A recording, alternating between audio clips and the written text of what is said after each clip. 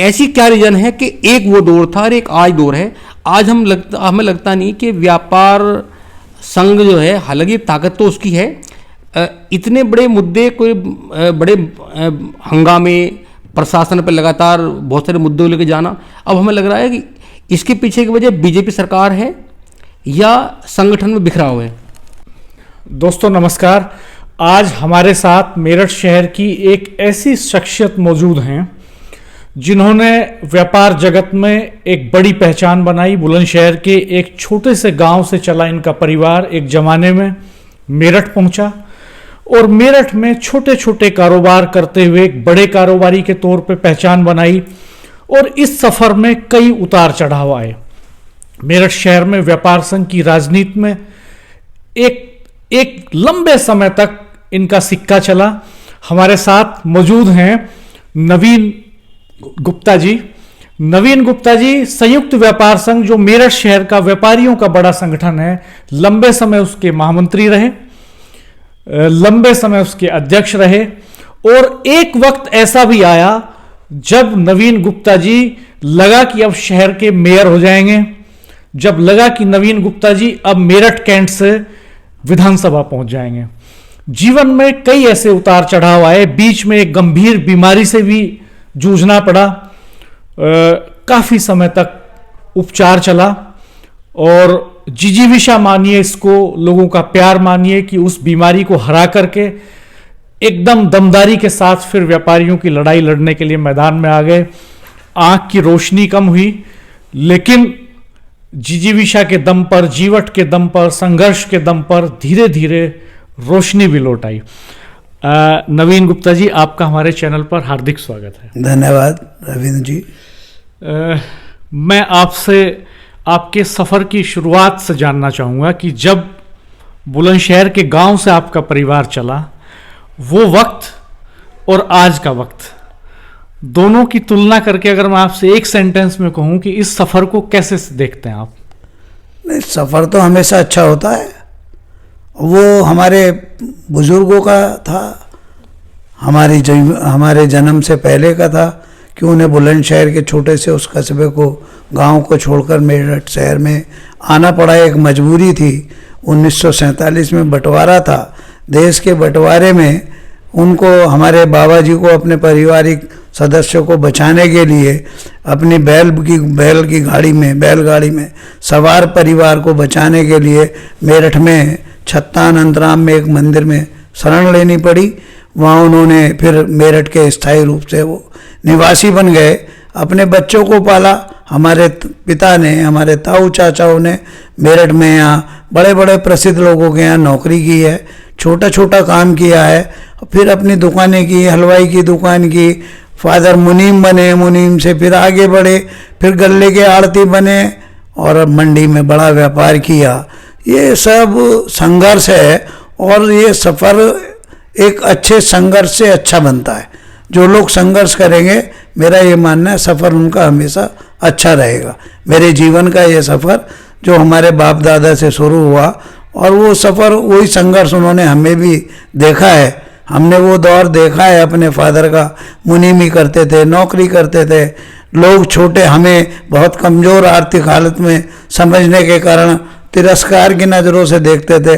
लेकिन मेरा ये मानना है, एक दौर ये आया कि वही लोग हमें आकर प्रणाम करने लगे, नमस्कार करने लगे। हमने उस दौर को भूले नहीं, उसको भूल कर, इस बात को भूल कर कि कभी ये तिरस्कार करते थे। उनसे मिले, उन्हें बैठाया, चाय पिलाई, नाश्ता कराया, मान सम्मान दिया और हो सकता है उन्हीं मान सम्मान देने की बदौलत हमें भी मेरठ के व्यापारिक समाज ने इतना मान सम्मान दिया है, मेरठ के नागरिकों ने, जिसकी हमने कल्पना भी शायद हमारे परिवार ने ना की हो। 1975 में मेरठ में संयुक्त व्यापार संघ बनता है। उस वक्त आपकी भूमिका व्यापार जगत में क्या थी? 1975 में मैं तो एक स्टूडेंट था, पढ़ने वाला था जी। 1975 में मैंने कन्नौर लाल इंटर कॉलेज से इंटर की थी। उसके बाद DN डिग्री कॉलेज पहुंच गया। 77 में परिवार वालों ने जल्दी से शादी कर दी, फिर दुकान पर बैठना पड़ा, व्यापार में लग गए। व्यापार किस चीज की दुकान होती थी उस समय? मेरा आड़त का, गल्ले का व्यापार होता था। और उस समय आड़तियों को एक बहुत बड़ा सम्मान का दर्जा इस समाज में मिलता था। आड़त का व्यापार बहुत बड़ा व्यापार माना जाता था। आड़त के व्यापार में हमें बैठना पड़ा और हमने वहाँ कठिनाइयाँ देखी हैं। वो दौर था धारा 3/7 का, जो आज दौर नहीं है। वो क्या होती थी धारा? धारा 3/7 आवश्यक वस्तु अधिनियम आज भी है, लेकिन वो धाराएं 3/7 भी हैं, लेकिन वो कठोर प्रावधान उससे बाहर हो गए। धारा 3/7 एक ऐसा प्रावधान होता था जिसमें गल्ले का व्यापारी हो, खाद्यान्न का व्यापारी हो, उसके सर पर हर समय गिरफ्तारी की तलवार लटकी होती थी। उस दौर में भी हाई कोर्ट से पहले जमानत होना संभव नहीं था। अलग अलग विभाग थे, एक मार्केटिंग विभाग था, सीनियर मार्केटिंग इंस्पेक्टर अलग होते थे, फूड का विभाग अलग होता था। नौचंदी मैदान में अगर आप लोगों ने देखा हो, आप, मुझे नहीं मालूम, लेकिन मेरठ के पुराने लोग जानते हैं, एक बाग होता था, आलीशान कोठी होती थी जिसको हम कोठी कह रहे हैं, लेकिन वो मुस्लिम समाज के लोग उसको शायद वो नवाब का कुछ बंगला वगैरह कुछ ऐसा, उसमें आरएफसी का ऑफिस होता था। उस समय एक आईएएस अफसर आरएफसी रीजनल फूड कंट्रोलर के नाम पर वहाँ पर बैठा करता था। गल्ले के व्यापारी की ये हालत होती थी कि वो हर समय मार्केटिंग इंस्पेक्टर से डर के रहता था। उसके 3/7 की तलवार लटकी रहती थी। ये व्यापार मंडल का जो जन्म हुआ है धारा 3/7 और सेल टैक्स के अधिकारियों की तानाशाही और व्यापारियों के उत्पीड़न करने के विरोध में हुआ। तो आप व्यापार संघ के मेंबर कब बने? मैं व्यापार में अपनी बैठता था, 77 से बैठने लगा था। मैंने देखा है कि एक चपरासी भी बिक्री कर विभाग का आता था, सेल टैक्स ऑफिस का, तो व्यापारी डर जाता था, अपनी जेब के कागज़ निकाल के कहीं अपनी बोरी के नीचे दबा देता था किसी, और जेब से गल्ले की चाली निकाल कर कहीं इधर उधर फेंक देता था। कुछ व्यापारियों की कई बार चाबी तो नालियाँ तक में गिर जाती थी और वो डरते थे। और अगर मार्केटिंग इंस्पेक्टर आ जाए, वो मार्केटिंग इंस्पेक्टर उनके स्टॉक में कोई भी कमी निकाल कर 3/7 के मुकदमे का भय दिखाता था और भय दिखाकर अनावश्यक उत्पीड़न होता था।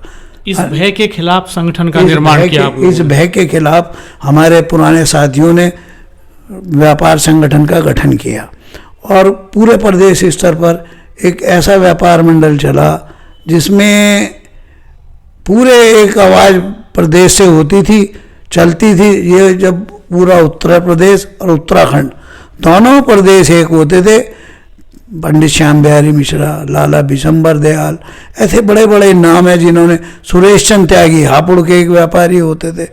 उनका कहना ये होता था कि हमें गल्ले के व्यापारी थे कि 3/7 में मुकदमा मत कराओ अपने खिलाफ, 307 का कराओ। इतना खतरनाक था वो। इतना खतरनाक था। कोई भी व्यापारी जेल चला गया तो 6 महीने से पहले उसकी जमानत नहीं होती थी।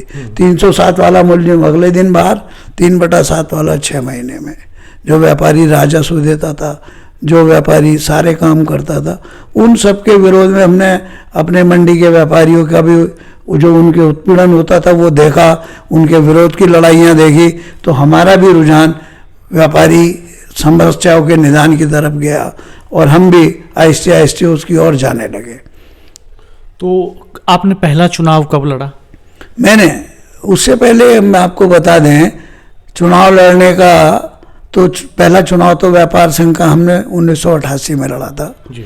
लेकिन हमें याद है सबसे पहले जब मेरठ में संयुक्त व्यापार संघ का गठन हुआ तो लाला सुंदर लाल जैन अध्यक्ष बने और डॉक्टर ब्रजभूषण गर्ग, ब्रजभूषण गोयल हैं, वो इसके महामंत्री बनाए। 75 की बात, ये सन 75 की बात है। ये चलाते रहे, इन लोगों ने चलाया। फिर 84 में एक चुनाव हुआ, उसके बाद बीच में सुंदरलाल जी की जगह डॉक्टर ब्रजभूषण जी अध्यक्ष हो गए और महामंत्री कोई और बन गए। लेकिन 84 में एक चुनाव हुआ जो आज भी एक बहुत बड़ी प्राचीन धर्मशाला है, यहाँ पर थापर नगर में 84 में, जिसमें अध्यक्ष बने अपने अध्यक्ष हमारे बने इसमें खैर कोई नहीं, नाम याद आएगा तो आप- हाँ, नाम याद आ जाएगा मुझको। जी, जी। महामंत्री बने हमारे ओपी खन्ना जी, अध्यक्ष बने किशन गोपाल। जी। कृष्ण गोपाल जी भी इत्तेफाक से हमारे गल्ले के व्यापारी होते थे और बिल्कुल मेरे बराबर में दुकान होती थी। उसके वो फिर अध्यक्ष उसके बाद बने हरिकिशन गुप्ता जी, खैर नगर में आज भी हैं, जीवित हैं, हमारे उनका प्यार हम सबको मिलता है। और ब्रजभूषण जी तो आज भी हैं, जो सब में पहले महामंत्री थे, जी। वो हमारे संरक्षक हैं। फिर बने उसके बाद हरिकिशन गुप्ता जी और ओपी खन्ना जी। ओपी खन्ना जी महामंत्री बने दोबारा और अपने हरिकिशन गुप्ता जी अध्यक्ष बने। ओपी खन्ना जी हमारी जो ज़्यादा आगे व्यापार संघ में आने का काम हुआ, सन 1986 में एक शहर कोटला में एक सब्जी के व्यापारी की हत्या हो गई थी, लीलापत जी की। मुस्लिम समाज के लोगों ने की थी मेरठ में, उसमें कर्फ्यू लगाने की स्थिति हो गई थी। ओपी खन्ना जी हमारे महामंत्री थे, उन्होंने आगे बढ़कर मेरठ बंद की कॉल की थी और मेरठ के पुलिस प्रशासन ने उनको उठाकर बंद कर दिया था और उन पर रासुका लगा दी थी, एनएस से लगाई थी। तो हम लोगों ने, एक व्यापारियों ने 14 दिन मेरठ जिला कारागार के बाहर धरना प्रदर्शन किया था। एक बहुत बड़ा आंदोलन हमारा चला, हम उसमें बहुत सहभागिता निभाई और उनके उस आंदोलन के परिणाम स्वरूप सरकार को उस एनएसए को वापस लेना पड़ा। और ओपी खन्ना जी, बहुत बड़ा आंदोलन हमारा चला, हम उसमें बहुत सहभागिता निभाई और उनके उस आंदोलन के परिणाम स्वरूप सरकार को उस एनएसए को वापस लेना पड़ा और ओपी खन्ना जी को बाइज्जत रिहा करना पड़ा। जब से हमारी भी व्यापार संघ के कामों में और रुचि बढ़ गई। इसके अतिरिक्त 1984 में जो देहरी रोड पर गल्ला मंडी है, नवीन गल्ला मंडी, उस मेरठ के विभिन्न बाज़ारों से 31 जनवरी 1984 को वो वहाँ पर शिफ्ट हुई थी।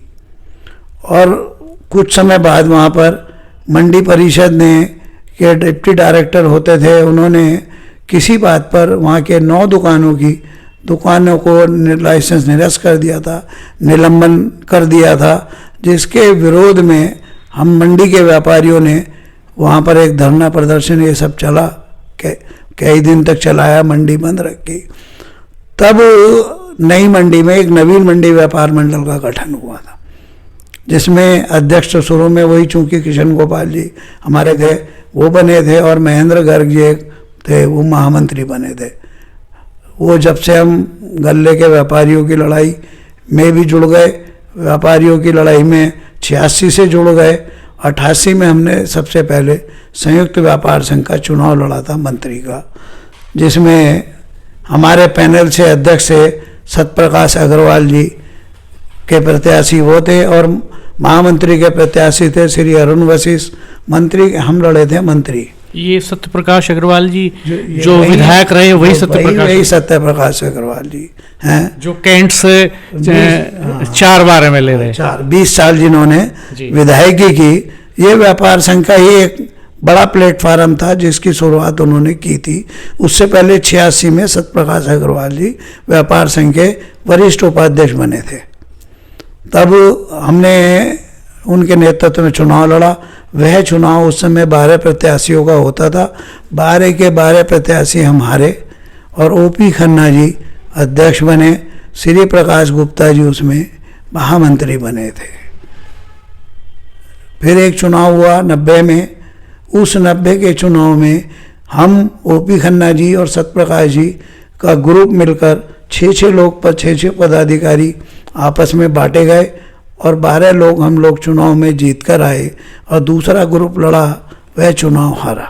पहली बार व्यापार संघ के मंत्री के रूप में हम व्यापार संघ में 1990 में पदाधिकारी बने। 1993 में फिर एक चुनाव आया। उस चुनाव में धर्मवीर आनंद जी अध्यक्ष का चुनाव लड़े और दूसरी तरफ से ओपी खन्ना जी लड़े। वह लोग चुनाव हारे, धर्मवीर आनंद जी अध्यक्ष बने और हम महामंत्री का चुनाव लड़े थे। हम महामंत्री का चुनाव लड़े, महामंत्री हमें रहने का मौका मिला।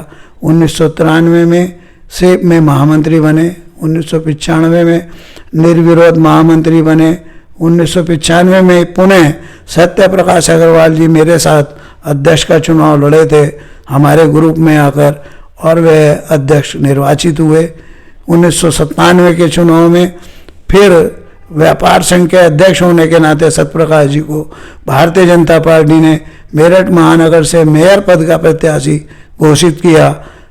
यह उनका दुर्भाग्य था कि वह मेयर का चुनाव नहीं जीत पाए। फिर 97 चुनाव लड़ा उन्होंने लेकिन जीत नहीं पाए। 97 में ही वो फिर चुनाव व्यापार संघ का चुनाव आया। पुनः धर्मवीर आनंद जी और हमने मिलकर चुनाव लड़ा और एक तरफ सत्यप्रकाश जी और अजय गुप्ता चुनाव लड़े, एक तरफ ओपी खन्ना और विनोद पुनेठा चुनाव लड़े, जिसमें सत्यप्रकाश अग्रवाल जी और अजय गुप्ता, सत्यप्रकाश अग्रवाल जी अध्यक्ष का और अजय गुप्ता महामंत्री का चुनाव हारे और ओपी खन्ना जी अध्यक्ष और विनोद पुनेठा जी महामंत्री का चुनाव हारे। इधर धर्मवीर आनंद जी और मैं पुनः निर्वाचित हुए। फिर आपके पास ऐसी क्या जादू की छड़ी थी कि हर बार आप जीतते चले जाते थे? जादू की छड़ी नहीं, जादू की छड़ी तो आप लोगों के काम आएंगे, लोगों से प्यार से मिलेंगे, सामने वाले को सम्मान देंगे, उसके सुख दुख में खड़े होंगे, तो जादू की छड़ी हर उस व्यक्ति के हाथ में आ जाएगी जो लोगों के सुख दुख का साथी होगा। अच्छा, उसके बाद फिर जो चुनाव होता है? फिर 2000 में चुनाव हुआ। सन 2000 में फिर हम लोग चुनाव लड़कर, फिर जिसमें धर्मवीर आनंद जी पुनः अध्यक्ष बने और मैं महामंत्री बना। फिर 2000 में एक ऐसा दौर आया जिसमें कुछ लोगों ने मिलकर फिर संयुक्त व्यापार संघ का विघटन किया। वह विघटन करने में ओपी खन्ना जी अध्यक्ष बने उस विघटनकर्ता में और विजेंद्र अग्रवाल महामंत्री बने। लेकिन 6 महीने बाद ही, मतलब 2 गुटों में बट गया आप कह रहे हैं उस समय? हाँ, व्यापार संघ में हमारा 2000 का चुनाव हुआ। चुनाव हमारा हुआ आर्य समाज स्थापन नगर में। इन लोगों ने चुनाव अपने को अलग करके चुनाव कराया चैम्बर में, जिसमें ओपी खन्ना अध्यक्ष और विजेंद्र अग्रवाल महामंत्री अपने आप को घोषित किया गया। हमारे चुनाव में मतदान हुआ, इनके चुनाव में कोई मतदान नहीं हुआ, केवल स्वयंभू अपने को पदाधिकारी घोषित किया गया। आपका जो संगठन है उसमें कितने मेंबर थे उस वक्त और उनके पास कितने मेंबर थे? अब उस समय की एक्यूरेट जानकारी तो मैं नहीं दे सकता, लेकिन लगभग 300 के आसपास हमारे यहाँ संस्था रही होंगी उस समय, क्योंकि ये सब रिकॉर्ड की चीज़ें हैं और मुझे इस समय इतना याद नहीं है, लेकिन अनुमानित 300। वो तो स्वयं, उनके यहाँ तो कोई संस्था ही नहीं थी। हमारे यहाँ 300 के करीब संस्थाएं थी जिनका एक एक मतदान हमारे यहाँ हुआ। हमारे यहाँ पूरे जिला, उस समय बड़ा बागपत भी मेरठ जिले में लगता था, मवाना, सरदना, हस्तनापुर, ये सब, खरखौदा, दौराला, सब मेरठ में आकर इन्होंने मतदान में भाग लिया है जी। तो बड़ा चुनाव होता था हमेशा।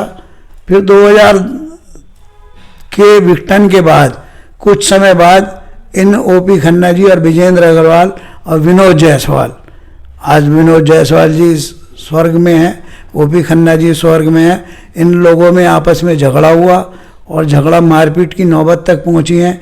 इनमें इन मुकदमेबाजी तक हुई। उसके बाद इन्होंने राजमहल होटल में रमेश झिंगड़ा जी की मध्यस्थता में एक हम लोगों के साथ समझौता किया कि हमें हमसे कहा कि भाई व्यापार संघ हम नहीं चला सकते, आप ही लोग चलाओ, और अपने को व्यापार संघ से अलग कर लिया। 2002 के चुनाव में फिर धर्मवीर आनंद जी निर्विरोध अध्यक्ष निर्वाचित हुए और मैं पुणे महामंत्री बना। मेरे सामने चुनाव लड़ा अरुण वशिष्ठ जी ने, उनको पराजय का सामना करना पड़ा। कुछ परिस्थितियां बनी 2002 में, उससे पहले 2000 का चुनाव आया था। जैसा आपने कहा कि लोगों की अपेक्षा थी कि नवीन गुप्ता मेयर महापौर बनने वाले हैं। सन 2000 के चुनाव में भारतीय जनता पार्टी ने महापौर के नाम पर मेरा प्रदेश स्तर तक खूब चिंतन मनन किया। एक बार कार्यालय पर, बीजेपी कार्यालय पर जो लिस्ट लगी उसमें आपका नाम भी आ गया, उसमें नाम भी आ गया था, लेकिन फिर रोक लिया गया। अगले दिन परिवर्तन होकर श्री पवन गोयल जी को कैंडिडेट बनाया गया और उनके भाग्य में नहीं था, वह चुनाव हारे। 2002 में व्यापार संघ के चुनाव में हमारे सामने अरुण वशिष्ठ को चुनाव हारना पड़ा। फिर किसी कारण से हमारे अध्यक्ष श्री धर्मवीर आनंद जी को मेरठ छोड़ना पड़ा। परिस्थितियां कुछ कारण बने, हमने उनको व्यापार संघ से उन्होंने अपना त्यागपत्र दिया।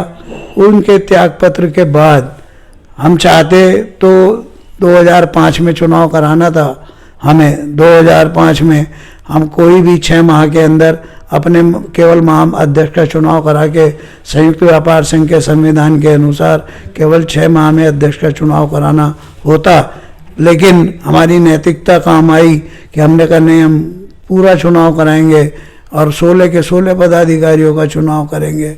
तो हमने 16 पदाधिकारियों का चुनाव कराया, जिसमें चुनाव में 2002-3 के में मैं महामंत्री जी के रूप में पुनः निर्वाचित हुआ, लेकिन अध्यक्ष के रूप में श्रीमान विजेंद्र अग्रवाल दूसरे पैनल से चुनाव जीत कर आए। व्यापार संघ की एक पुरानी लिस्ट लगातार चली आ रही है, संख्या बढ़ती जाती है। जो 2003 का चुनाव था, इसमें संभवतः 500 के करीब संस्थाएं थीं।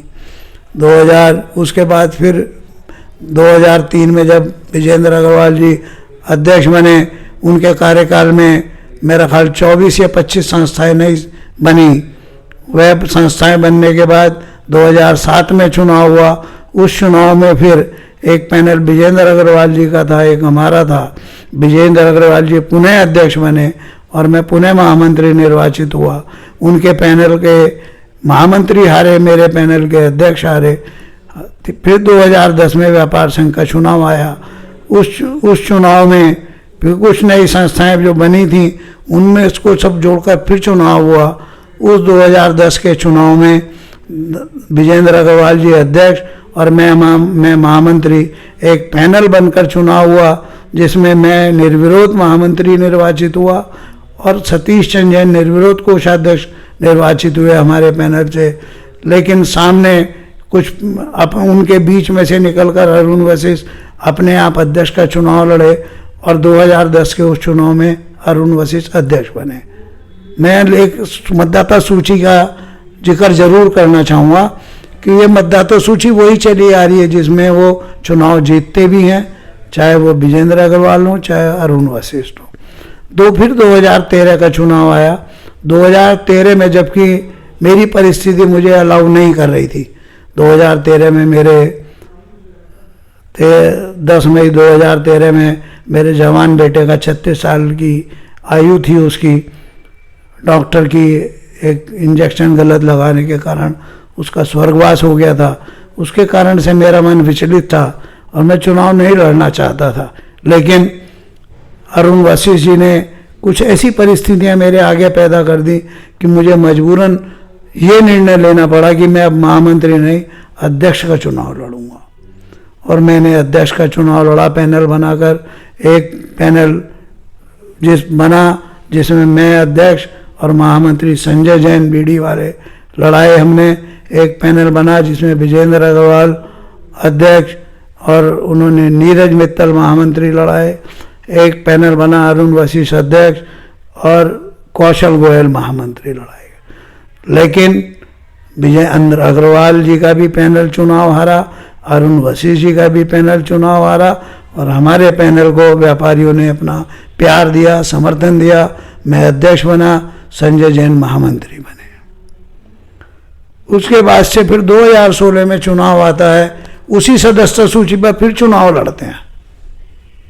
2016 में फिर विजेंद्र अग्रवाल अध्यक्ष और अरुण वशिष्ठ एक पैनल बनाकर चुनाव लड़ते हैं।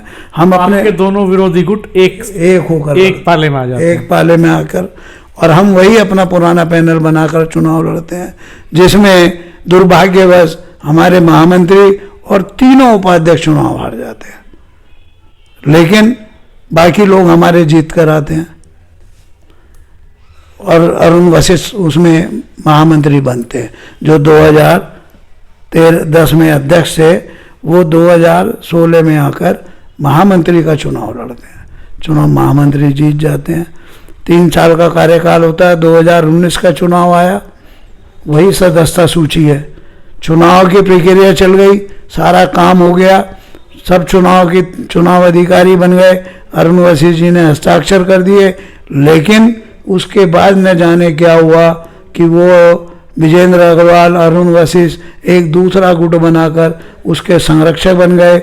दूसरा संयुक्त व्यापार संघ बना के अजय गुप्ता और दलजीत सिंह को महामंत्री बनाकर घोषित कर दिया आपने किए।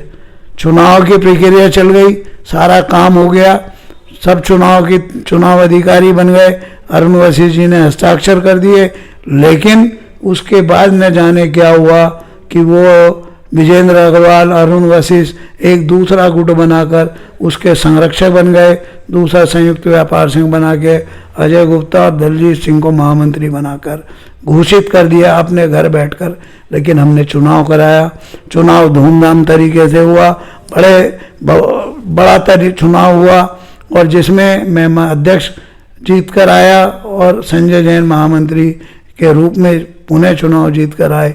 हमने 2023 में फिर चुनाव कराया, जिसमें कोई चुनाव में हमारे सामने नहीं आया, निर्विरोध निर्वाचन हुआ है। अब 2026 में फिर चुनाव होगा। हम तो चाहेंगे, बार बार हम आपके माध्यम से भी और बार बार अनुरोध करते हैं, जो लोग भटक गए हैं वो भटके ना, मूल धारा में वापस आए। उन्हें हमारी सदस्यता सूची पर ऐतराज है तो अपनी जो भी उनके पास सदस्यता सूची है उसको ले आए, उस पर चुनाव करा लें। हमें भरोसा है, हमें उनकी सदस्यता सूची पर भी व्यापारियों का प्यार और सम्मान मिलेगा और चुनाव हम में फिर भी जीत कर आएंगे। आपको लगता है कि ये जो दो गुट बने हैं इससे व्यापारियों की जो ताकत है वो कमजोर हुई है? निश्चित रूप से घर का बंटवारा होता है तो घर कमजोर होता है, इसी प्रकार से व्यापार संघ बटा है तो व्यापार संघ की ताकत में कमी आई है।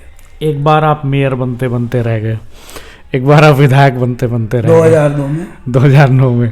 तो क्या कहाँ चूक हुई, कहाँ चूक गए आप दोनों बार? मेरे माथे पर रेखा ही नहीं है। मैं तो ये मानता हूँ चूकना क्या है। 2000 में महापौर के कार्यालय पर लिस्ट लग जाती है, 9 में भाजपा भारतीय जनता पार्टी के कार्यालय पर 9 जगह के महापौर कौन कौन प्रत्याशी होंगे एक ऐसी सूची लग जाती है। उस सूची में नवीन गुप्ता का नाम है मेरठ से, लेकिन कुछ कारण बनते हैं जो मेरठ उस कार्यालय से पुनः रात को सूची उतरती है जिसमें मेरठ से किस नाम को रोक लिया जाता है। 8 फिर दोबारा वही पुराने प्रत्याशियों के नाम की घोषणा हो जाती है और अगले दिन फिर एक बहुत बैठके का दौर चलता है सारे दिन लखनऊ में।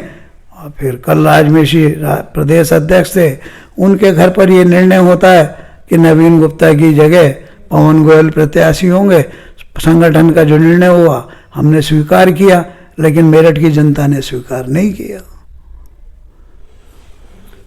कुछ निजी सवाल आपसे करते हैं। ये तो व्यापारियों की सियासत की बात रही जिसमें आपने एक बड़ी भूमिका निभाई शहर में। आप फिल्में देखते हैं? कभी कभी। अच्छा, कब देखी थी कोई फिल्म अभी? अभी कब देखी थी? हाँ। पिक्चर हॉल में जाके। हाँ। देखो पिक्चर हॉल में जाके तो 1.5 साल हो गए। पिक्चर काफी समय हो गया। हाँ। चलिए कोई नहीं। ड्रिंक कर लेते हैं कभी? ना, अभी तक तो बचे हुए हैं। अच्छा, क्या कोई खेल खेलते हैं, कोई म्यूजिक सुनते हैं? हाँ, बचपन में हम क्रिकेट खेलते थे और बैडमिंटन। कॉलेज कनौर लाल इंटर कॉलेज में जब पढ़ते थे तो कॉलेज की टीम में रहने का मौका मिला और अपना एक क्लब बना रखा था। उसकी क्रिकेट टीम में हम लोग बहुत छोटे छोटे क्लबों के साथ खेलते रहे। कोई मलाल है जिंदगी में कि काश ऐसा कर लेते तो शायद कुछ और हो जाता? नहीं, मलाल तो कुछ नहीं है। मलाल तो जीवन में परमपिता परमेश्वर के आशीर्वाद से इतना मान सम्मान हमको मेरठ के व्यापारी समाज से मिला है, शायद हमने और हमारे परिवार ने सोचा भी नहीं होगा।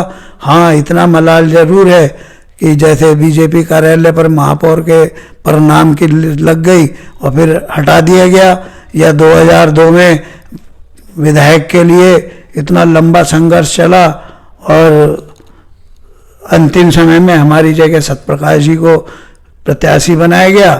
और सत्यप्रकाश जी 4 बार के लेखा भेज हो गए। सत्यप्रकाश जी उनका भाग्य था।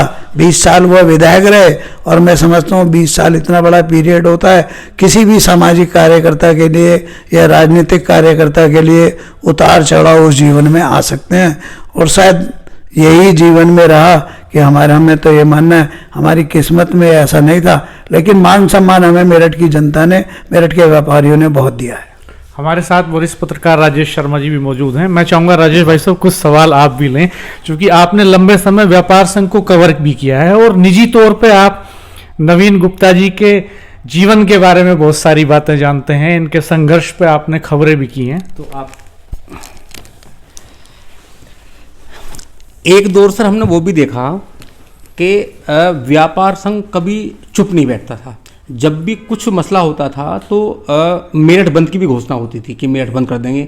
और मेरे याद है शायद ये 2005 या 6 की बात है कि एक आपका प्रतिनिधिमंडल पश्चिमांचल विद्युत वितरण निगम में जाता है और मुझे लगा कि उन्हें ये पता नहीं था कि वहाँ मजिस्ट्रेट मौजूद हैं। उन्हें लगा कि ये पावर कॉरपोरेशन के कोई अधिकारी हैं, उन्होंने रोका और वो मारपीट शुरू कर दी। उसके बाद फिर बवाल हुआ और फिर मुझे लग रहा फिर शहर बंद भी किया गया।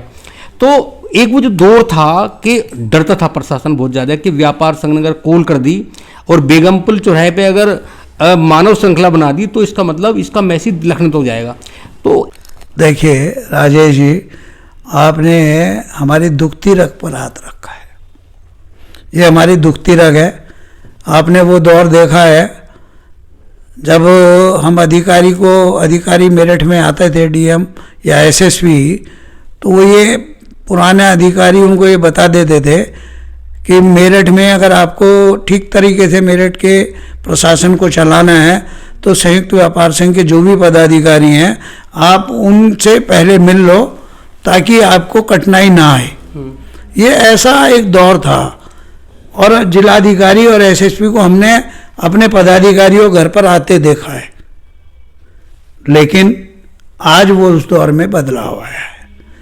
उसका एक कारण व्यापार संघ में विघटन है, दूसरा बड़ा कारण भारतीय जनता पार्टी की सरकार का होना है। ये दोनों कारण है, महत्वपूर्ण कारण है।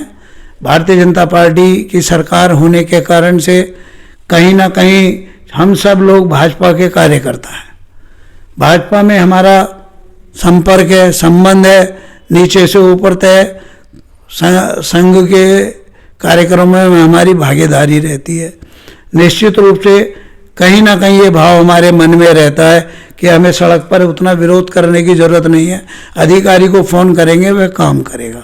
अब अनेकों बार जो लोगों को दिखता है कि हमारा सड़क पर संघर्ष नहीं हो रहा, उसका कारण ये भी कि हमने अधिकारी को फ़ोन किया, उसका मोबाइल पे बात की, उसने हमारी समस्या का, व्यापारी की समस्या का निस्तारण करा दिया।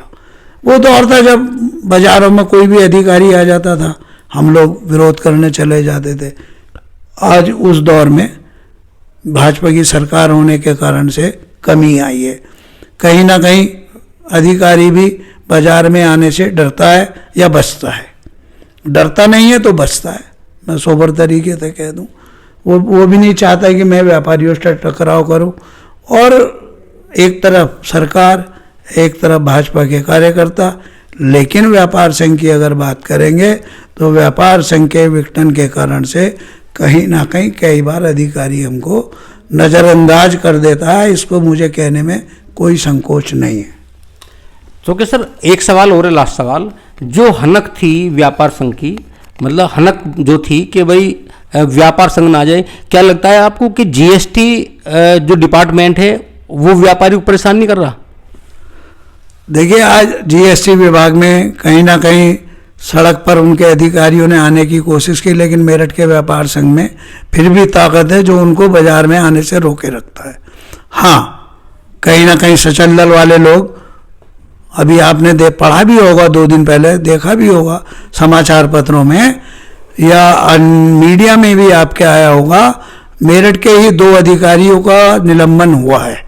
कहीं ना कहीं सचल दल के लोग, अधिकारी व्यापारी का उत्पीड़न करने का प्रयास करते हैं, सड़क पर उसकी गाड़ियों को रोककर। इसमें बढ़ोतरी हुई है, उसका कारण कुछ भी मान लो, लेकिन हाँ, इसमें बढ़ोतरी हुई है। मुझे स्वीकार करने में कोई संकोच नहीं है, क्योंकि जब हमने ये कहने में हमें संकोच नहीं है कि हमने अधिकारी को बाहर नहीं आने दिया अपने ऑफिस से, तो मुझे आज ये कहने में भी संकोच नहीं है जीएसटी के कुछ अधिकारी, विशेष रूप से सचल दल के लोग परेशान कर रहे हैं। मुझे ये भी कहने में कोई संकोच नहीं है कि जीएसटी जब लागू हुआ था 2017 में, तो सरकार ने ये घोषणा की थी कि जीएसटी के कोई सर्वे नहीं होंगे, कोई नोटिस नहीं जाएंगे, केवल आयकर में जैसे स्क्रूटनी होती है इसी प्रकार से हम स्क्रूटनी करेंगे, और वही स्क्रूटनी के कारण से व्यापारी को जिसका स्क्रूटनी आएगी उसको विभाग में बुलाया जाएगा। लेकिन आज जीएसटी के अधिकारी व्यापारी को नोटिस भेजकर दो विभाग में बुलाकर उसका आर्थिक दोहन कर रहे हैं। मुझे इसे कहने में कोई संकोच नहीं है। अध्यक्ष जी, क्या जब सरकार गैर भाजपाई होती है तो बहुत प्रदर्शन, धरने, बहुत सारी समस्याएं व्यापार संघ उठाता है, क्या बीजेपी के नेता क्या दबाव डालते हैं कि व्यापार संघ इस सरकार में कोई हंगामा ना करें, विरोध ना करें? दबाव तो कोई नहीं डालता, लेकिन अप्रत्यक्ष रूप से दबाव तो होता ही है। हाँ, सही कहा आपने कि एक मनोवैज्ञानिक दबाव तो रहता ही है कहीं ना कहीं, और सवाल अपनी जगह हैं, मुद्दे अपनी जगह हैं, वो बने रहेंगे। आपने हमें बहुत कीमती वक्त दिया अपना। आप बिजनेसमैन हैं, बिजनेस में आपका टाइम निकलता है ज़्यादातर। हो सकता है आपके साथ के कुछ बिजनेसमैन इस अवधि में, जिस अवधि में आप बैठ के यहाँ चर्चा कर रहे हैं, फाइनेंशियली कुछ ज़्यादा गेन कर लें। ऐसा कीमती समय आपने हमें दिया, इसके लिए आपका बहुत बहुत धन्यवाद। और भविष्य में हम आपको फिर कष्ट देंगे, फिर आपसे समय लेंगे।